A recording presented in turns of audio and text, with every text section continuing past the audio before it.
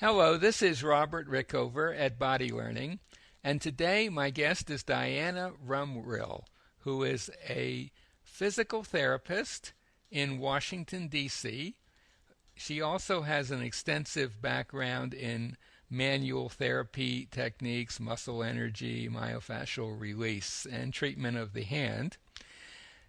In addition to being a physical therapist, she's a trained musician, and she plays piano, guitar, clarinet. She teaches violin lessons. And if that were not enough, she is also training to be a teacher of the Alexander Technique. And today we're going to talk about how the Alexander Technique complements physical therapy and other manual therapy techniques, with a bit of an emphasis on musicians, but also just in general. Diana, welcome to the show. Thank you so much for having me, Robert. I really appreciate it. Diana, could you begin by giving our listeners a very short description or definition of the Alexander Technique? Sure. It's one of those things that can be a little different for everybody, I've found, and it changes a little bit for me as I go through my studies.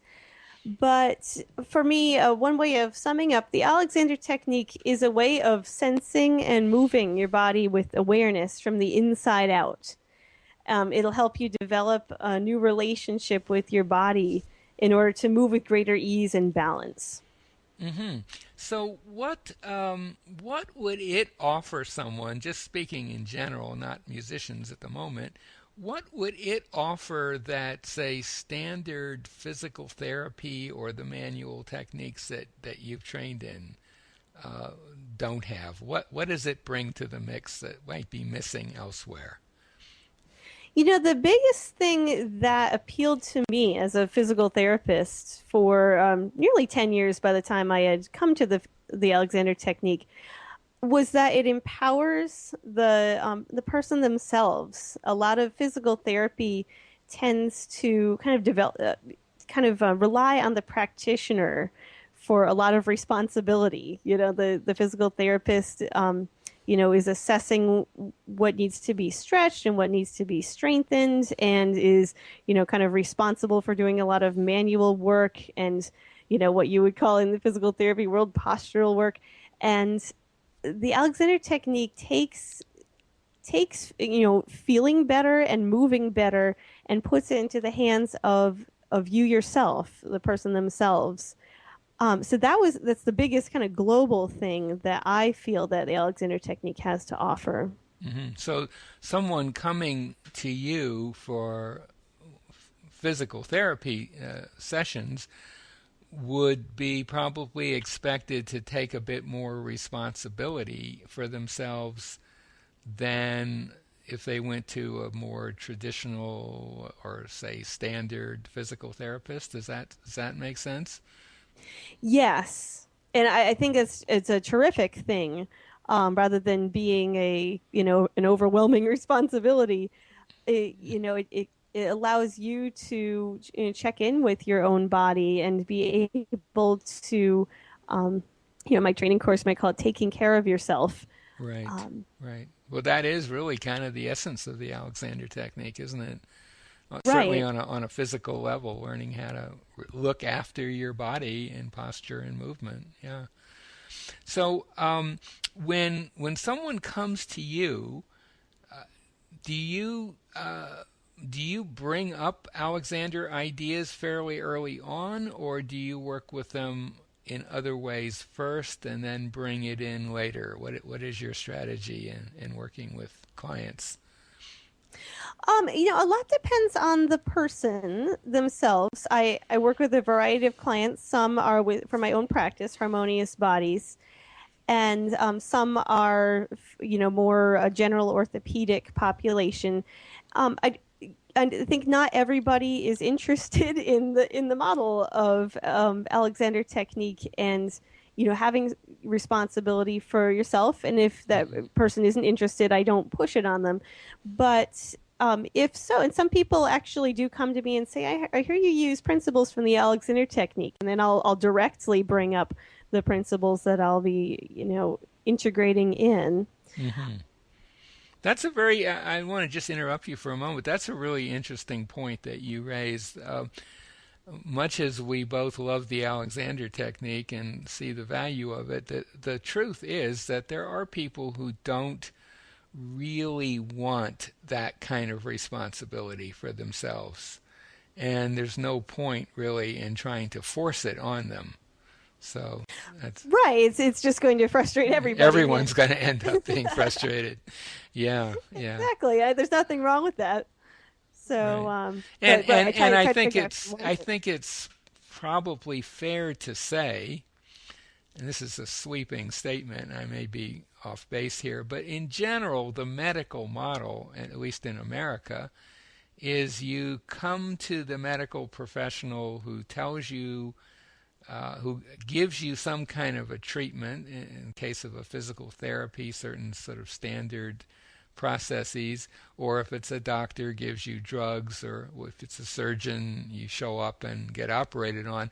There's not a lot of emphasis, at least in my sense, in American medicine, to really teach you, the client or the patient, to start taking real charge of yourself. And of course, the Alexander technique really does ask you to start taking charge of yourself. So, Yes. Yeah, I agree that's yeah, that it's different, completely different from the medical model in some ways. right. So if someone comes to you and they've heard that you do Alexander and say they're interested in that in addition to the other things, would you start working with them using Alexander ideas, or would you begin with the more traditional methods?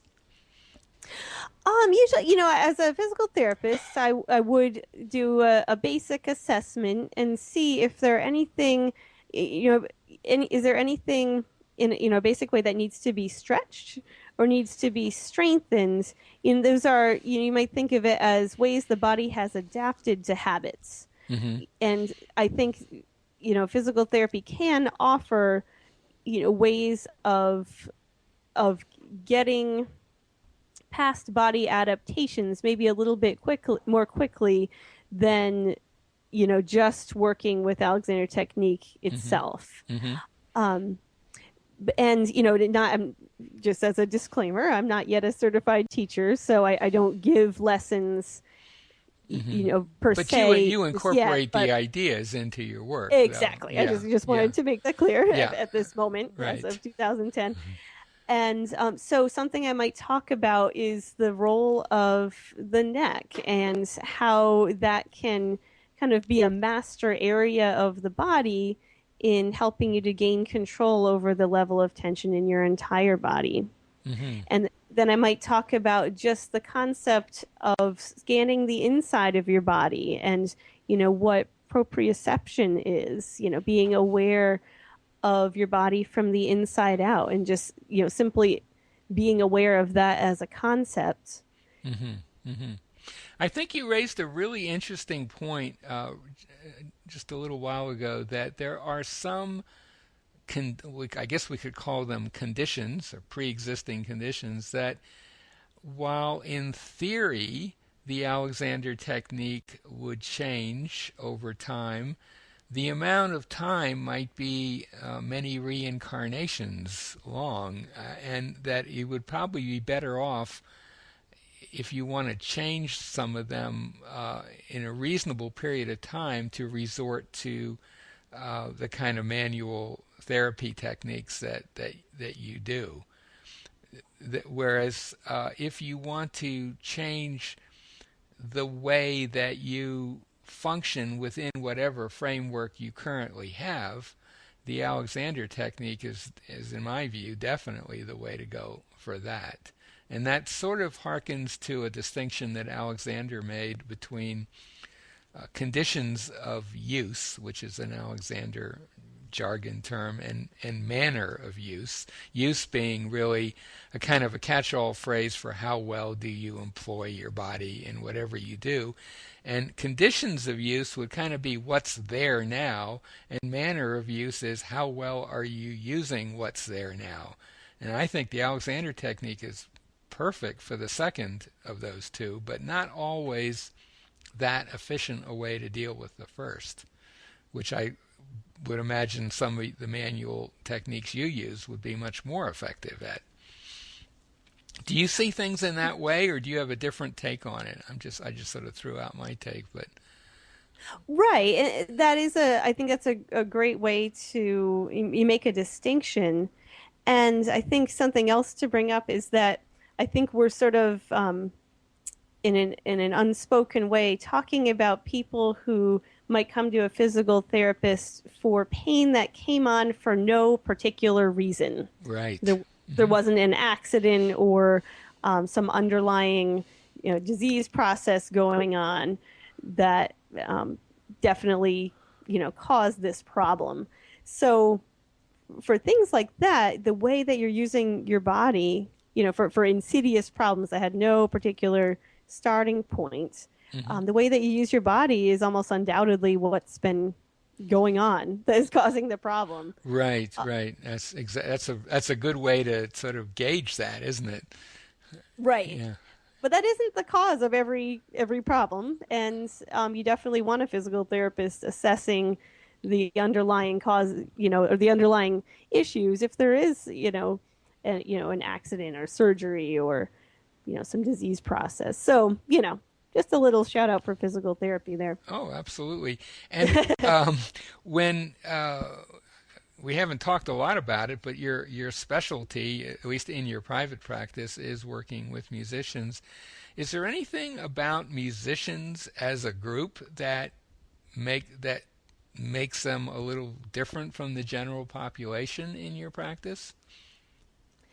I think yes, I think musicians have often gotten to where they are in being successful because they tend to be, intelligent and very focused and ready to put in long hours of practice in order to, reach a goal or an ideal of sound. And those same characteristics that have served them really well can also set them up for a lot of very strong, ingrained, painful habits. And it's been said by more than one Alexander teacher that musicians are incredibly knowledgeable about their musical instrument, but often haven't really thought through some basic stuff about their body, which is the instrument that plays the instrument. And so, as you say, they get very focused on the musical instrument and can easily lose track of themselves in that process. Yes, I think that's a great point that, you know how to change all your strings on your violin, very easily, but do you know anything about how your shoulder is structured or even are you aware of it from the inside out? So yeah, it's a great point. And in terms of education, because I know from talking to you before that the emphasis of your practice is more educational, say, than perhaps the typical PT. Learning about some key aspects of your own body, say where certain joints are located, how they function. You don't have to go into a huge amount of detail. It's actually very, very simple anatomy. But for a lot of people, just knowing things like where their shoulder is attached to their body or how their forearm rotates can make a gigantic difference in how they play a musical instrument or sing, for that matter. Yes, I love this concept of body mapping that has come about, and that can be something that I forget as a physical therapist. I've done a lot of study of anatomy, and you can kind of forget that the idea that you have of how your body is structured, will impact on how you move your body. And I think it's really important to say that body mapping, which is really just learning on yourself where key joints are and how they function, is not complicated sort of college level anatomy kind of stuff. In fact, it's almost kindergarten level anatomy, but it's very simple, but it's not generally taught to people in school. And Right. It's not intimidating, but it's so important. yeah, and very much so. Is there anything else you would like to say about the Alexander technique and physical therapy and your work that we haven't covered?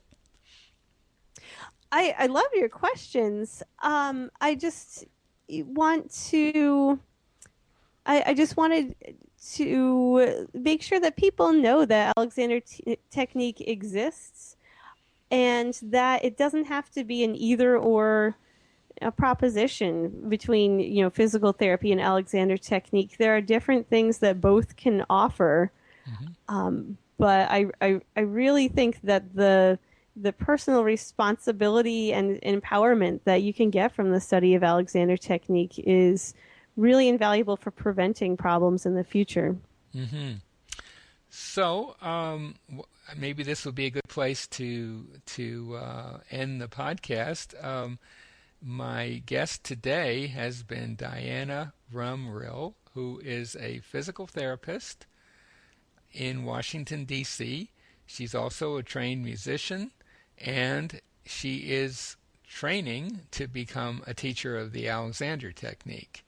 And her specialty in her private practice is working with musicians. So certainly, if you're in the Washington, D.C. area, she would be a good person to contact if what we've been talking about appeals to you. And if you're not in the D.C. area, you might want to check out find an Alexander teacher in your area and explore what that method has to offer you. Diana, thank you so much for being on the show today. Thank you so much for having me, Robert. It's been a lot of fun.